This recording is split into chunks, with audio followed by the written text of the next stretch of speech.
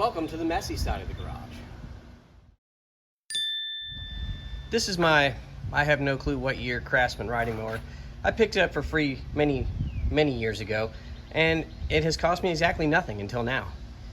Yeah, it's got a little bit of a bladder issue, and that tire goes flat every week, but it seems to start just fine. Until recently. That's what we gotta fix today. Brakes on. I got it. Nope, now it's in here. Yes. Don't try to push your mower with the brake on and in gear. It doesn't work very well. All right, I'll try to stay in the shade because it's 5,000 degrees out. Ah! All right, well, this thing appears to be buried somewhere deep in this engine, like right here. Yeah, there it is. It appears we need to disconnect the battery first and then we'll check. I say this every single time. Well, if I don't, I should say this every single time. If you're doing any sort of electrical work, disconnect your battery. Even if you're not doing electrical work, if you're doing any sort of work near electrical things, disconnect your battery. And on your mower, slightly over finger tight is fine for everything except probably the blade. Back to the starter. So again, here's the starter on this little 14 horsepower. Yep, Briggs and Stratton. There we go, sure. And up in here, there are 2 Torx bolts that hold this starter on, and you've got that one connection to the battery, and that should be about it. Big part of the problem is starter wire should not just be able to sort of dangle and ground itself out whenever it wants to. There's supposed to be some sort of plastic piece probably for that, and I don't have it. Pee-wee's Big Adventure right there. Nope.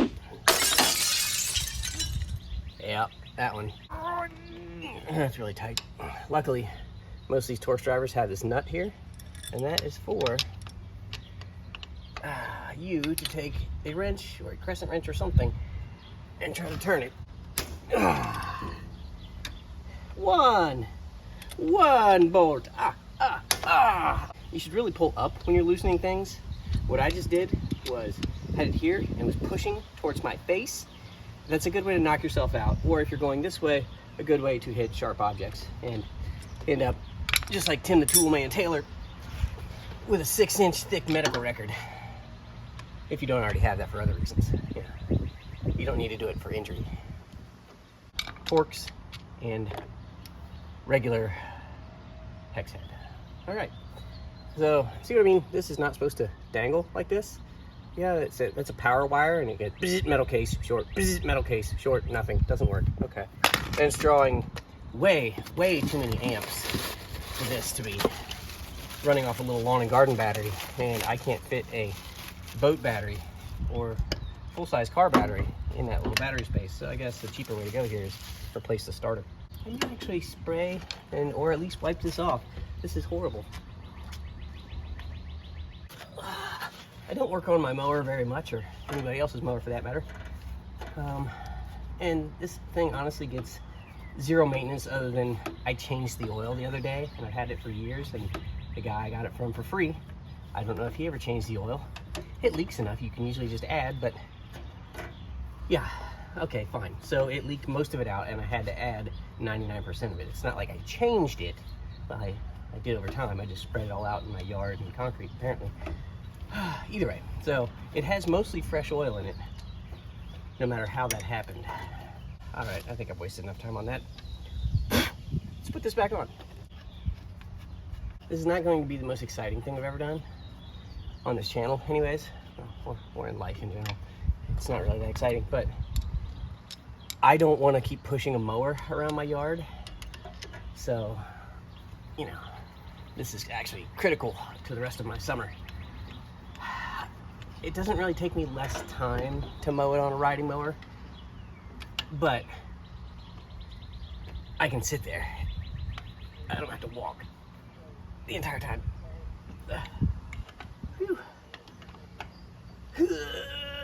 right, close enough. Make sure that this terminal that's actually attached to it is tight, and it is. All right, battery's hooked back up. Theoretically, this thing should start now.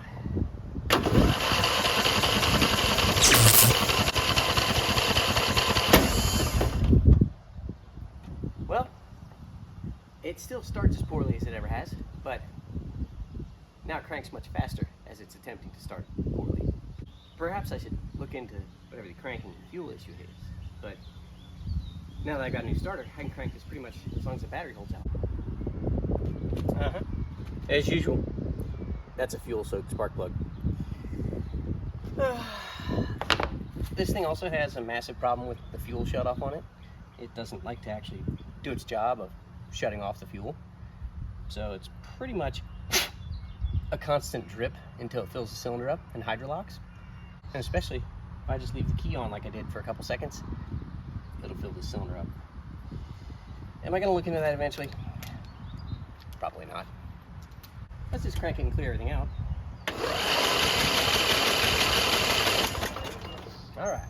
Again, this is free and it still works. Usually. Once it gets going though,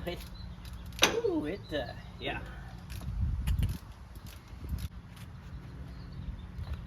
All right, starting the mower, take 37.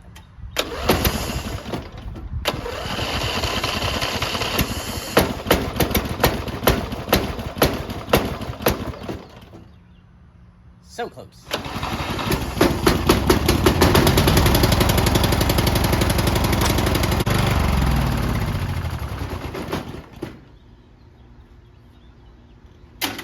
Alright, the starter managed to fix our issue of a high amp draw killing its battery all the time, leading to slow and hard starting, except for the normal hard starting of it flooding all the time and me having to remove the spark plug, clean it, and put it back in every single time I start it, along with blow up that tire just to get it to move because it's got a slow leak. It's fine. So, this was a Briggs and Stratton 14 horsepower engine on my free-to-me Craftsman riding mower. Brand new starter, cleaned up everything around it. Don't worry about this heat shield hanging out. I'll eventually put it back where it's supposed to go up here. No, probably not really. And case closed. This wasn't really a planned project, but you know, you gotta cut the grass. So I'm gonna go mow, probably in circles, maybe patterns. I don't know. We'll see how I feel. Till then, we'll see you next time.